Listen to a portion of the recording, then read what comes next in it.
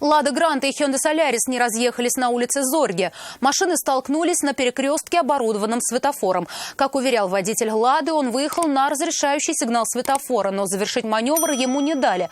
У водителя иномарки был совершенно другой взгляд на произошедшее. Версия автомобилистов у Натальи Мезиной. Человек сказал, что вот если что, он скажет, подтвердит, что да, он что-то стоял здесь на остановке. То есть он за вас? Да.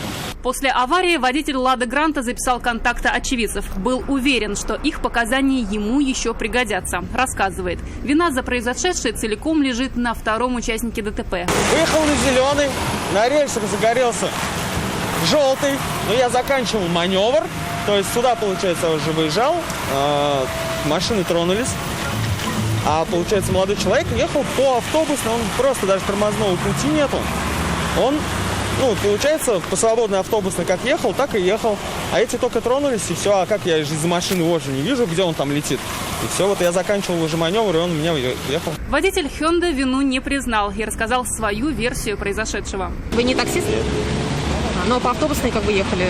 Да. Все понятно. Тут примерно, как думаете, чья вина будет? Кого определят виновным? Я думаю, его. Несмотря на то, что он завершал маневр. Ну, как завершал, если у нас зеленый горел, я еще до стоп-линии, не доехал, у меня уже зеленый горел. Оба водителя остались дожидаться на месте сотрудников госавтоинспекции для решения спора. Наталья Мезина, Айрат Назипов, Константин Бушуев. Вызов 112. Мы с теми, кто спешит на помощь. Смотрите программу «Вызов 112» на нашем сайте и YouTube-канале ТНВ.